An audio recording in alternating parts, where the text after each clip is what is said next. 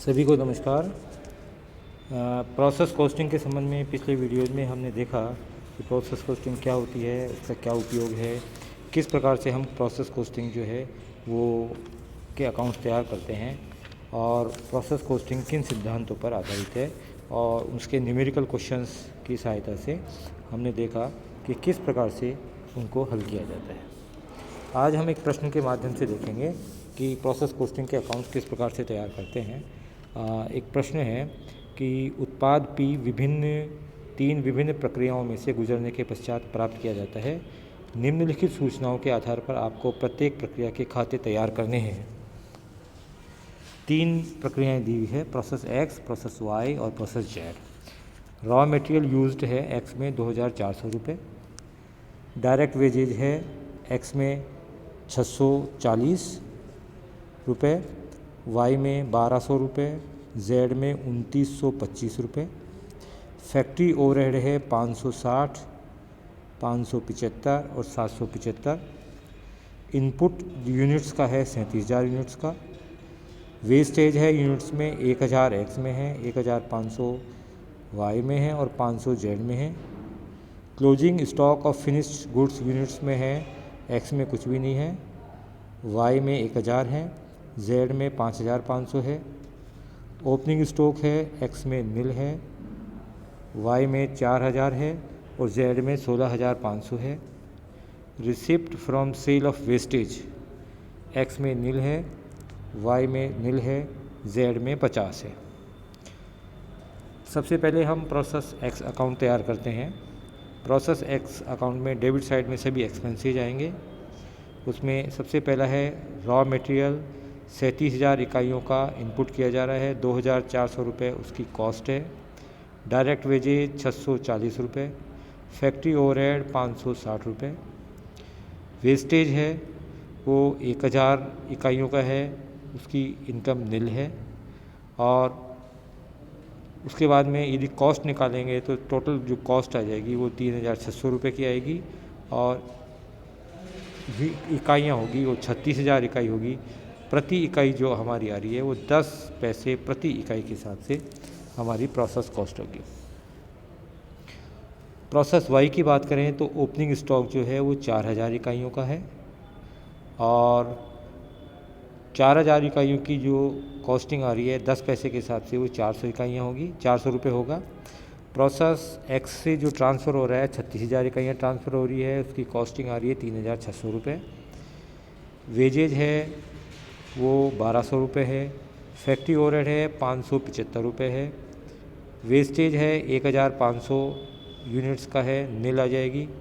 Closing stock के लिए बता रखा है कि क्लोजिंग स्टॉक 1000 इकाइयाँ हैं और शेष बची हुई 37,500 इकाइयाँ वो हमारी जो है वो प्रोसेस Z में ट्रांसफ़र होगी। तो उनकी कॉस्टिंग अपन निकालेंगे। टोटल कॉस्ट अपन निकालते हैं तो 5,775 रुपये आती है। उसमें से उस 5,775 में से कि टोटल 40,000 इकाइयाँ हैं, उनमें से 1,500 इकाइयाँ वेस्ट हो गई है तो 38,500 इकाइयाँ हो जाती है। तो उसकी कॉस्टिंग का यदि वैल्यूएशन करें तो 15 पैसे प्रति यूनिट के हिसाब से कॉस्टिंग होगी। उस 15 पैसे प्रति यूनिट के हिसाब से हम 15 पैसे प्रति यूनिट के हिसाब से 1000 इकाइयाँ जो क्लोजिंग स्टॉक की है उसका वैल्यूएशन कर लेंगे और उसकी जो कॉस्ट आएगी वो 150 रुपये आएगी। प्रोसेस Z की बात करें तो 37,500 इकाइयाँ हैं, 15 रुपये पर यूनिट के हिसाब से 5,625 रुपये की जो है वो हमारी जो है टोटल कॉस्ट आएगी और टोटल जो वैल्यू आएगी वो 40,000। टोटल यदि हम करें तो यूनिट्स का टोटल आएगा 40,000 रुपये और रुपीज़ का जो टोटल आएगा वो 5,775 रुपये।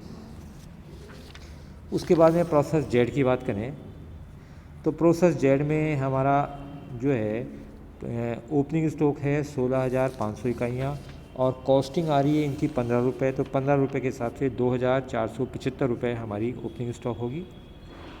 प्रोसेस Y से जो आ रही है 37,500 रुपये और 5,625 रुपये जो है वो प्रोसेस Z में जो है वो हम कर देंगे। वेस्टेज है, वेजेज है, वो वेजेज जो होगी वो 2925 रुपये है। फैक्ट्री ओवरहेड है 775 रुपये है। वेस्टेज है 500 इकाइयों का वेस्टेज है, और वेस्टेज से जो रिसिप्ट हो रही है वो 30 रुपये हो रही है। क्लोजिंग स्टॉक अकाउंट में हम इसका वैल्यूएशन करेंगे और फिनिश्ड गुड्स के लिए वैल्यूएशन करेंगे। तो टोटल कॉस्ट आ रही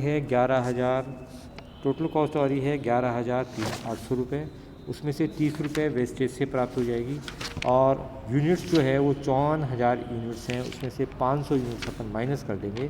तो इस प्रकार से पर यूनिट कॉस्ट आएगी वो 22 रुपये के हिसाब से आएगी। और 5,500 इकाइयाँ जो है क्लोजिंग स्टॉक की, उसको 22 पैसे पर यूनिट के हिसाब से 1,210 रुपये की जो है वो जेड में हो जाएगी।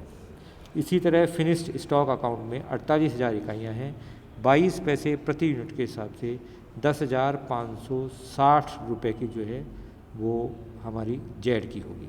तो इस प्रकार से जो है वो प्रोसेस जेड अकाउंट तैयार होगा।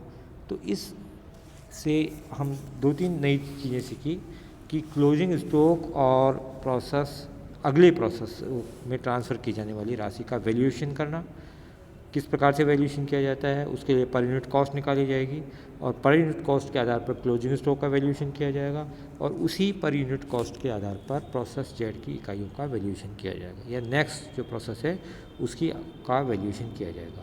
उसी तरह से ओपनिंग स्टॉक का वैल्यूएशन यदि प्रश्न में नहीं दिया हुआ है तो ओपनिंग स्टॉक का वैल्यूएशन भी गत प्रोसेस की जो कॉस्ट आएगी उस गत प्रोसेस की कॉस्ट के आधार पर किया जाएगा।